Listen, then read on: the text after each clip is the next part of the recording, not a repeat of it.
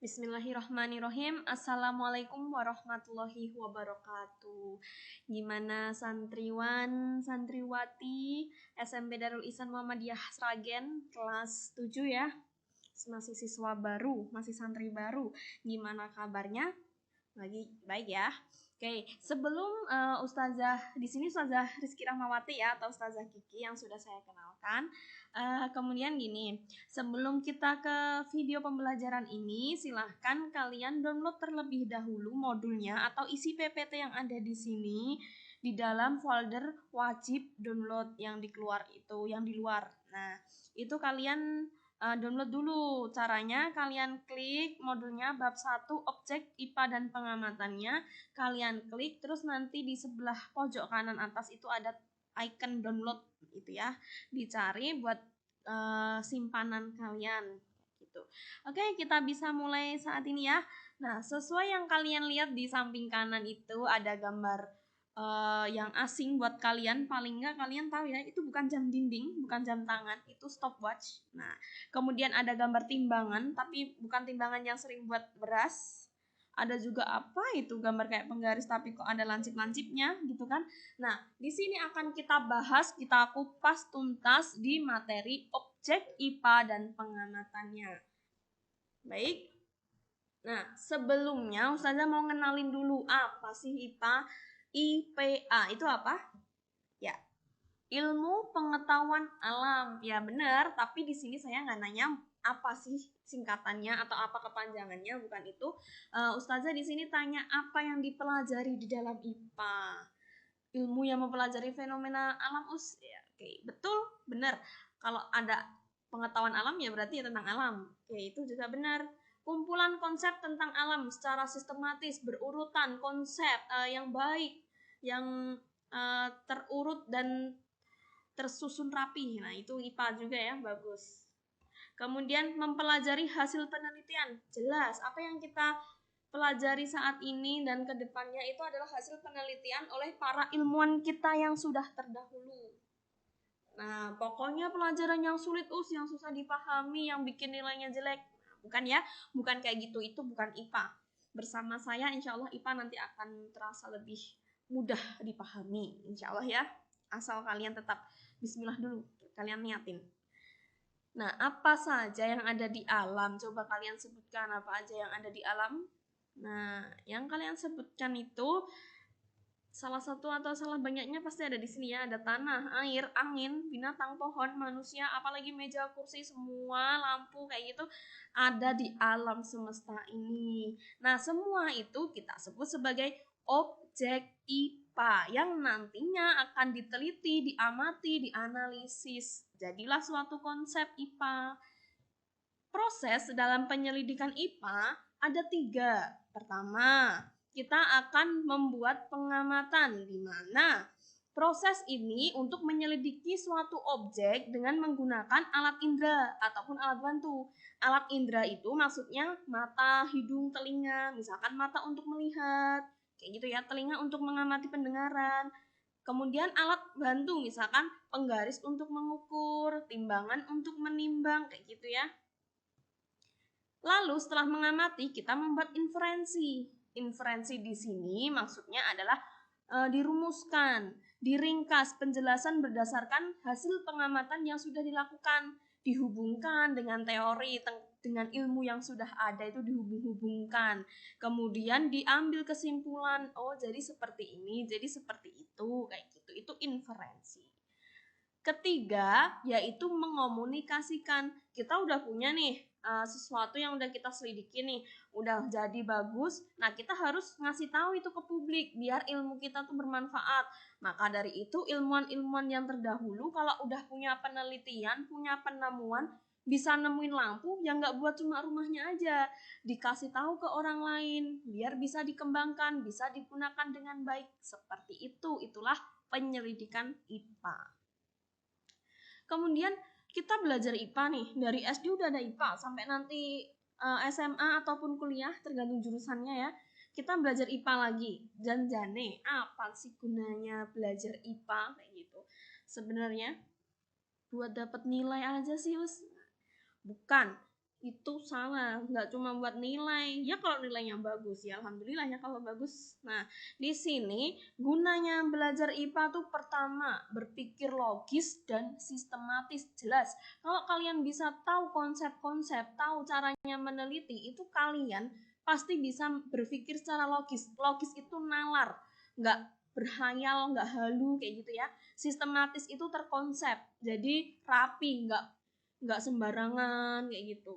Kemudian kita akan memahami fenomena yang ada di alam.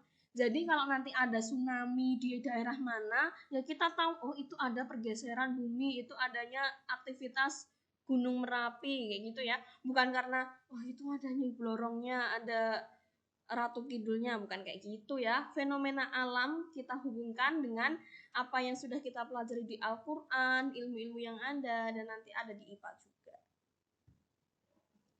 Meningkatkan kualitas hidup. Jelas, orang-orang terpelajar itu berbeda dengan orang-orang yang nggak mau belajar sama sekali ya. Kita akan berkualitas kalau kita punya ilmu dan iman. Kemudian untuk memudahkan mengatasi masalah. Jadi kita kalau sudah bisa berpikir logis di dalam IPA, kita akan mudah untuk mencari solusi-solusi atas permasalahan yang ada di sekitar kita. Baik, selanjutnya untuk memperoleh penelitian kita akan menggunakan metode ilmiah atau cara yang digunakan para ilmuwan-ilmuwan terdahulu untuk memecahkan masalah dengan langkah-langkah yang teratur, terkontrol, dan sistematis. Dan itu masih kita gunakan, kita kembangkan terus melalui kalau kalian tahu praktikum-praktikum, percobaan-percobaan, nah itu menggunakan metode ilmiah. Saya kasih contoh untuk metode ilmiah, langkah-langkahnya dulu. Pertama, di sini menyusun rumusan masalah. Misal, kalian pernah nggak ada air terus kalian masukin minyak atau air sama minyak dicampur? Apa sih yang terjadi? Nah, nanti menyusun rumusan masalah itu terdiri dari 5W 1H atau apa, mengapa, bagaimana, kapan, siapa, gimana gitu ya. Nah, itu rumusan masalah itu isinya pertanyaan yang akan kalian jawab setelah melakukan penelitian. Nah, di sini contohnya itu tadi air dan minyak. Rumusan masalahnya gini. Apa yang terjadi ketika minyak dan air dicampurkan? 2. Mengapa hal tersebut dapat terjadi? Gitu. Itu rumusan masalah, contohnya seperti itu. Langkah kedua, menyusun kerangka teori. Kita cari teori-teori dalam buku, misalkan kita cari ciri-ciri air tuh kayak apa, ciri-ciri minyak seperti apa, terus hubungan air dan minyak seperti apa, itu teori. Teori yang kita temukan, entah itu dari buku, dari internet, dari penelitian yang terdahulu, itu sebutnya teori. Yang ketiga yaitu menyusun hipotesis. Hipotesis di sini gampangannya sebagai jawaban sementara. Jadi misalkan tadi rumusan masalahnya apa yang terjadi ketika minyak dan air dicampurkan? Ada yang jawab tercampur, ada yang jawab tidak tercampur, ada yang menjawab tercampur sebagian. Nah, intinya itu jawaban sementara sebelum ada percobaan. Kemudian kita harus melakukan eksperimen atau praktikum, percobaan, penelitian, itu eksperimen. Misalkan kita langsung dilakukan, ada air, kita masukin minyak. Nah, kita lakukan langsung. Habis eksperimen, dilakukan pengolahan data, lalu dianalisis. Oh, sebenarnya air dan minyak tuh seperti ini kalau digabung, penyebabnya ini, gitu ya. Kesimpulan ya. Kesimpulan di sini menjawab rumusan masalah. Jadi, menjawab 2 pertanyaan tadi. Air dan minyak ketika digabung akan titik-titik karena titik-titik kayak gitu. Itulah metode ilmiah. Pengukuran adalah salah satu metode ilmiah yang dapat kita lakukan. Kalian juga sering ya mengukur, misalkan tinggi badanmu berapa, berat badanmu berapa, jarak rumahmu ke sekolah berapa meter, berapa kilometer, seperti itu. Untuk pengukuran sendiri memiliki pengertian sebagai kegiatan untuk membandingkan suatu besaran yang diukur dengan besaran sejenis yang dipakai sebagai satuan. Satuan itu misalkan meter, gram, kilogram, seperti itu. Nah, Faktor yang diperlukan atau diperhatikan saat pengukuran yaitu pertama, ketepatan atau akurasi. Ketika kalian melakukan pengukuran ya harus akurat, dijelas. Dilihat misalkan kalian mengukur panjang buku, dilihat penggarisnya itu menunjuk ke angka berapa, harus akurat, nggak boleh diawur ya. Yang kedua, kalibrasi alat. Misalkan kalian mengukur menggunakan penggaris, ya dimulainya dari 0, jangan dimulai dari 1 cm atau 0,5 cm, itu salah ya. Kemudian ketelitian atau presisi, kalian harus teliti, diulang beberapa kali agar teliti ya, agar presisi. Yang keempat, kepekaan atau sensitivitas, misalkan mengukur suhu, seperti itu kan butuh kepekaan dan sensitivitas. Di sini yang dimaksud besaran tadi adalah sesuatu yang diukur, misalkan panjang, berat, massa, suhu, itulah besaran. Nah, nantinya besaran itu akan kita dibagi menjadi dua, di mana ada besaran pokok yang emang dari awalnya udah ada nih besaran pokok, yang kedua adalah besaran turunan.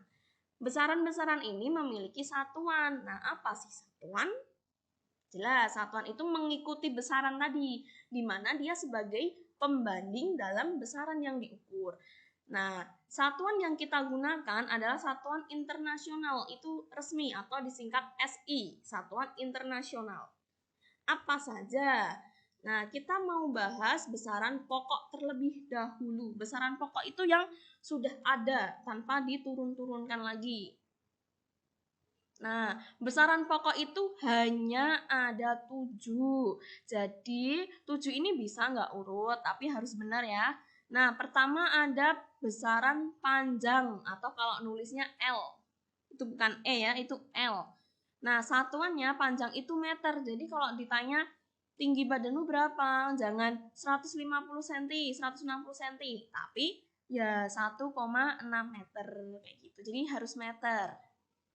Singkatannya kalau meter ya M. Alat ukurnya mistar. Mistar itu adalah penggaris. Dimensi itu L.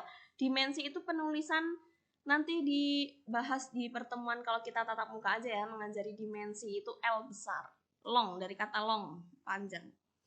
Yang kedua adalah besaran massa atau hurufnya M, di mana satuannya kilogram, bukan ons, bukan gram gitu ya, bukan liter, tapi kilogram atau kg. Alat ukurnya neraca atau yang sering kalian sebut sebagai timbangan. Dimensinya M besar. Yang ketiga ada waktu. Nah, waktu tadi udah panjang, massa, waktu. Nah, di sini T kecil. T kecil satuannya second atau detik. Detik di sini. Disingkatnya S. Nah, stopwatch tadi sudah ada gambarnya ya. Dimensinya T besar. Untuk suhu, suhu itu T besar. Kalau ini tadi T kecil ya, waktu ini T besar. Satuannya bukan Celcius tapi Kelvin. Simbolnya K besar. Kelvin. Untuk alat ukurnya termometer, macam-macam termometer Kelvin ya salah satunya. Suhu untuk suhu dimensinya adalah theta. Ini sebutannya theta. Yang kelima ada kuat arus listrik. Nah, di mana satu simbol besarannya adalah I, ini I besar bukan L. I besar, satuannya ampere atau A, alat ukurnya ampere meter. Jumlah molekul ini N besar boleh, N kecil juga boleh. Nah, satuannya adalah mol, simbolnya mol tetap. Untuk jumlah mol itu alat ukurnya tidak ada karena di sini tidak diukur secara langsung ya, dimensinya N besar. Intensitas cahaya simbol besarannya I, nama satuannya candela atau CD, diukur dengan light meter atau photometer. Oke, itulah besaran pokok. Kita bahas beberapa ya. Di sini kita bahasnya ada panjang, massa, waktu, suhu. Kuat arus boleh nanti ya. Nah, beberapa besaran pokok. Pertama adalah panjang. Panjang di sini diukur menggunakan penggaris atau mistar. Jadi kalau anak IPA itu nyebut penggaris bukan penggaris lagi ya, tapi udah mistar. Ada jangka sorong, ada micrometer screw. Pertama yang akan kita bahas adalah mistar. Udah tentunya tahu ya caranya mengukur pakai mistar atau penggaris. Skala terkecilnya itu 1 mm, kan ini cm. Nah, ini kan nanti 1 mili, 2 mili, 3 mili, 4 mili, 5 mili, 6 mili, 7 mili, 8 mili, 9 mili, 10 mili atau 1 cm. Di mana 1 mili sama dengan 0,1 cm. Nah, berapa panjang kayu tersebut? Kayunya di sini. Nah, ini berapa tuh ini? 3 lebih 1, 2, 3, 4, 5, 6, 7. Jadi 3,7 cm. Jangka sorong di sini bagian-bagiannya cukup banyak ya. Pertama dari atas dulu, di sini kalian lihat. Sebenarnya jangka sorong ini fungsinya buat ngukur diameter bola. Jadi nanti bolanya dicepit di sini. Diameter bola, kelereng. Kalau untuk cincin itu ditaruh di sini, nanti cincinnya di sini nih, dicepit di sini. Nah, ini benda-benda kedalaman. Kalau kedalaman di sini nanti dimasukkan ke dalam cairan, nanti ini bisa mengukur kedalaman, bukan sampai kedalaman laut gitu, bukan ya, kedalaman yang kecil-kecil saja. Skala terkecilnya 0,01 cm atau 0,1 mm. Sehingga ketelitiannya 0,05. Ini dibagi 2. Seperti mistar tadi, ketelitiannya setengah dari 0,1, kalau dibagi 2 kan 0,05. Ketelitian itu setengah dari skala terkecil. Skala terkecilnya 0,1, ketelitiannya 0,05. Kalau ini skala terkecilnya 0,01, ya ketelitiannya 0,005 cm. Nah, untuk bagiannya di atas ini ada rahang atas, rahang bawahnya di bawah di sini. Ini ada rahang atas geser, ini rahang bawah geser, di mana ini bisa digeser-geser sesuai diameter benda yang akan diukur. Tapi skalanya ada 2. Kalau di mistar tadi kan cuma 1 ya, segini itu mistar. Kalau di jangka sorong ada 2. Di atas ini namanya skala utama, atas. Sedangkan yang bawah yang bisa digeser-geser itu skala nonius atau skala bawah. Nah, untuk hasilnya bisa dikunci pakai pengunci. Ini bendanya di sini. Nah, hasilnya nanti kayak di setelah ini. Berikut salah satu contoh cara mengukur menggunakan jangka sorong. Untuk skala yang di atas adalah skala utama dan di bawah skala nonius. Untuk pengukuran nanti hasil atas dan bawah akan ditambahkan seperti ini. Untuk atas yaitu angka di sebelah kiri 0 seperti yang saya beri lingkaran, itu dikali dengan 1 cm. Nah, kalau di sini 0, ini ada angka 2, berarti ini 2,1, kemudian 2,2. Dimasukkan di sini 2,2 dikali 1 cm, itu sama aja 2,21 cm. 2,2 cm. Untuk skala nonius atau skala bawahnya, itu kita masukkan angka yang berimpit.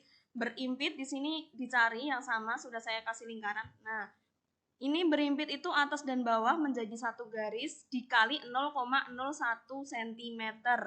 Di sini ada angka 0, di sini 5. Jadi tiap garisnya dihitung 1. Ini 1, 2, 3. Berarti 3 dikali 0,01 hasilnya 0,03. Hasil atas dan bawah dijumlahkan, 2,2 ditambah 0,03 hasilnya 2,23 cm. Seperti itu. Nah, untuk berikutnya saya beri contoh soal, silahkan kalian pause videonya, kalian kerjakan di oret-oretan ya. Nah, seperti ini. Coba kalian kalian pause dulu. Baik, ini saya mulai ya. Silahkan kita koreksi sesuai pekerjaan kalian. Ini yang bagian atas di sebelah kiri 0 ada angka 7,7.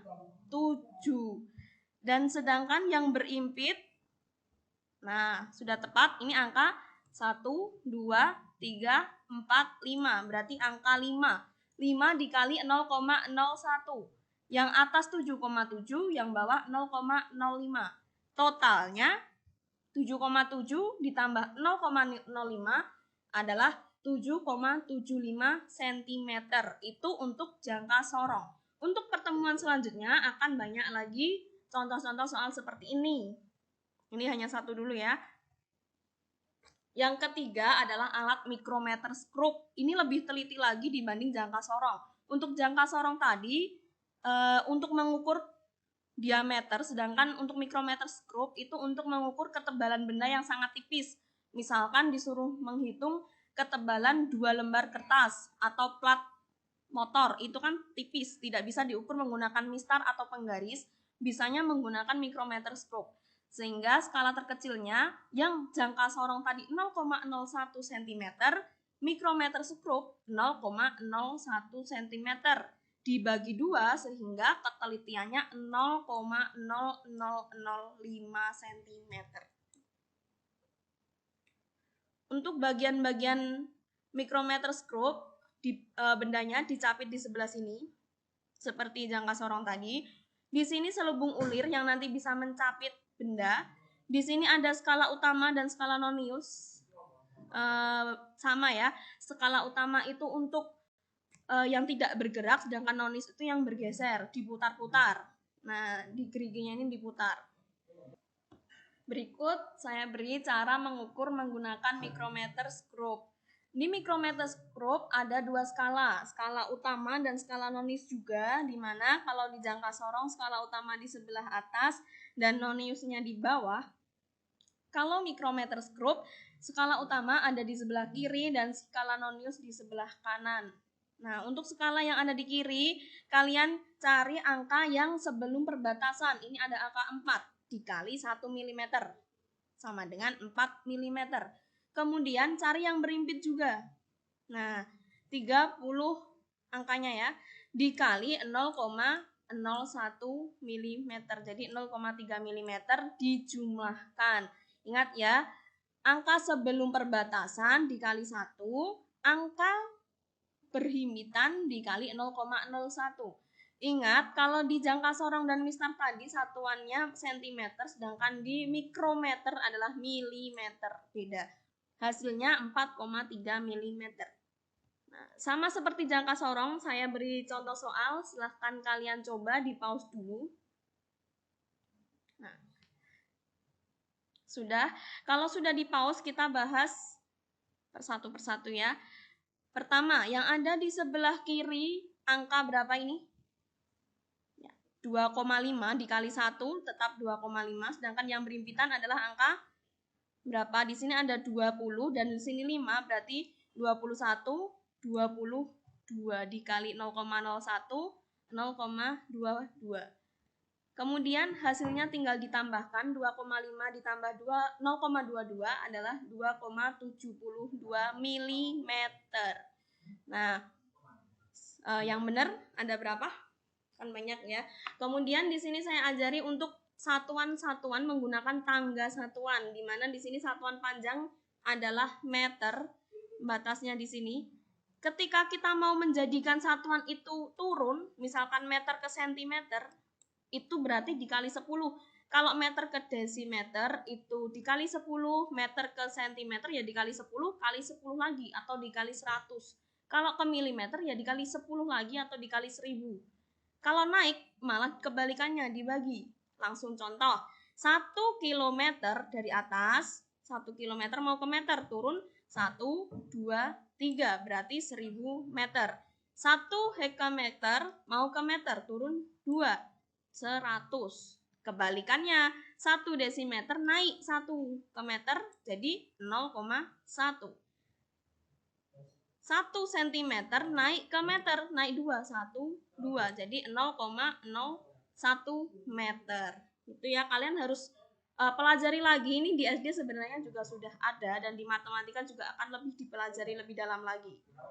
Untuk pengukuran massa, di sini banyak sekali alat yang kalian sebut sebagai timbangan. Ini jenisnya sangat banyak. Ada 5 yang saya tunjukkan di sini.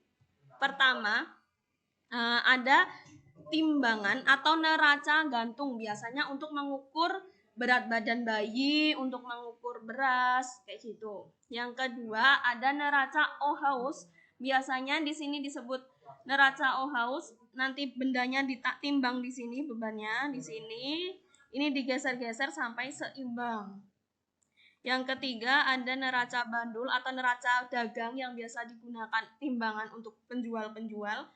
Kemudian ada neraca dua lengan, asal di kanan dan di kiri ini sama, seimbang, itu dianggap masanya. Di sini massa, bukan berat. Beda ya, massa dan berat itu beda.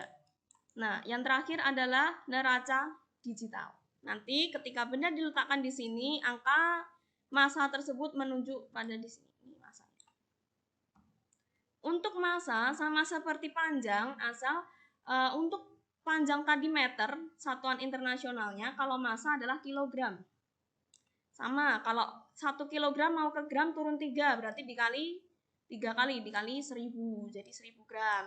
1 ons mau ke gram, 2 kali, jadi 100. 1 ons mau naik ke kilogram, naik 1, berarti 0,1.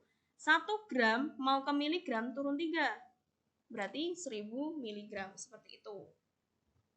Untuk waktu, satuan yang digunakan bukan jam, bukan hari, bukan minggu, tapi detik, atau bahasa IPA-nya adalah second, satuan internasional untuk waktu. 1 hari adalah 24 jam, di mana 1 jam terdiri dari 60 menit dan 3600 detik. Jadi 1 menitnya 60 detik ya, 60 dikali 60, 3600 detik. Nah, stopwatch biasa digunakan untuk mengukur saat perlombaan olimpiade lari, misalkan seperti itu.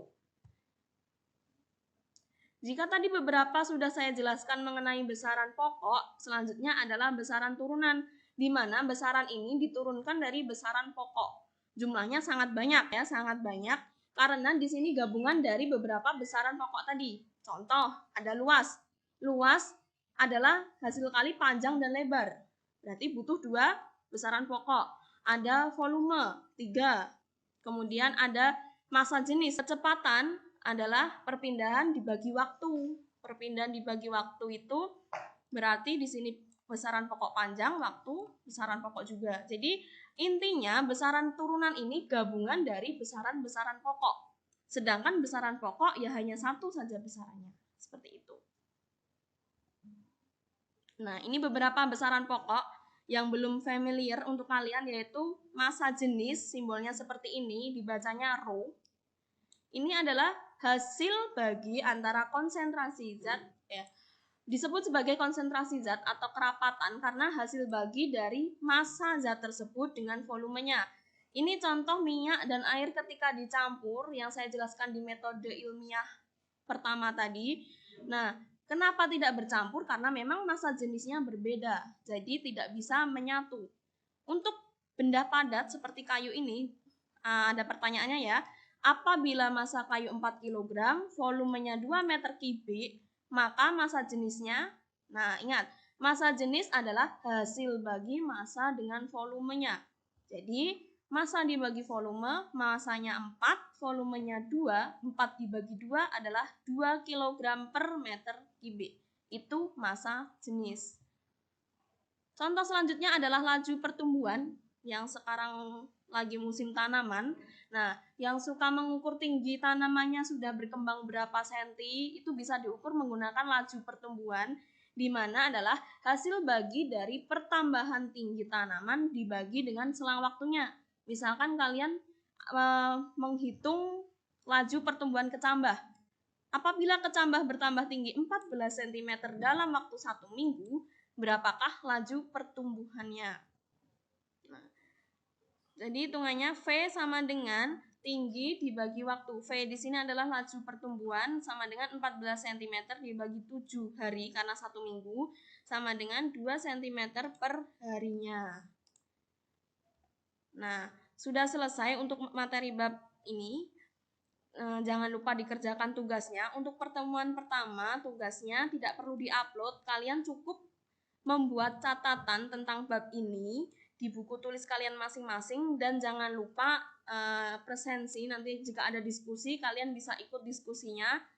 Tetap ikuti pembelajaran selanjutnya. Sekian, jika ada pertanyaan, tulis di diskusi yang sudah saya siapkan di foldernya. Oke, terima kasih, semoga bermanfaat, tetap sehat. Assalamualaikum warahmatullahi wabarakatuh.